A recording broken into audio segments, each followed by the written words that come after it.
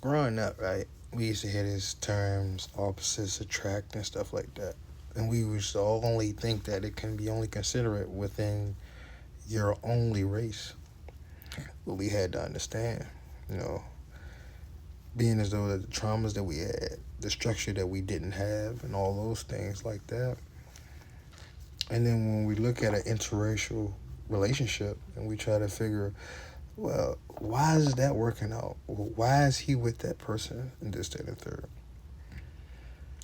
These are qualities where on both sides, where one was stern, strong, had to do what he had to do. The other side, where things were just properly fixated the way how it was supposed to be.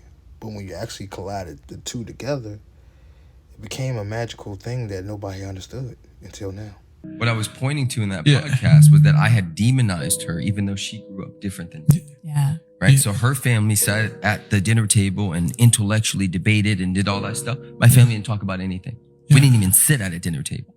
But what I did get was a whole bunch of hugs and kisses and I'm proud of you and all that stuff. And so I brought my stuff and said, hey, why aren't you filling this cup for me?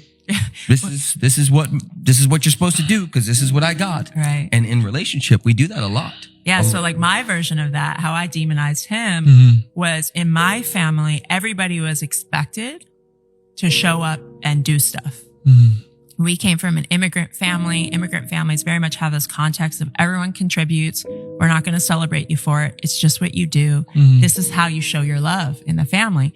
Like I worked in my family's restaurant starting at 9 years old and it was just expected. I never got like, yay, you're doing such a great job. And so not that that's right, wrong, good or bad, but then I bring that into our marriage and I'm like, you know, he's someone that loves appreciation. And in my family, we didn't do appreciation. It was just expected. And if you asked for appreciation, it was almost like, how dare you? This is your role in the family. You just do it because you love it, because this is how you contribute, because this is how you show up for each other, right? And so we have two different contexts, two different childhoods that we think are right, because that's all we know, right? Then we come into a relationship with each other and it's like, well, you're not doing it the way that I know is right. And then we start looking at each other and going, well, why are you doing that thing? And so I have my version of that for him. He had his version of that for me. And then we're missing each other because we're not creating our own version together. And that's when we really got out of the like crazy soup we were in, that we were swimming in for a long time in our relationship. It was when we said, okay, you grew up how you grew up. I grew up how I grew up. It is very different. There's gifts and magic in how you grew up that I get to learn from. And same for me.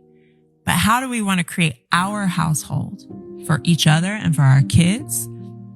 What do you need that is a need that you actually desire?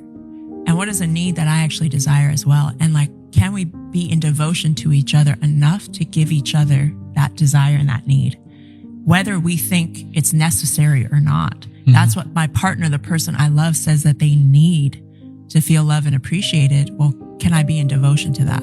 And both of us had to like lean back on our own righteousness a little bit to find out like, well, actually, I haven't been giving you the grace of that. I haven't been gifting you that. And that's when everything changed.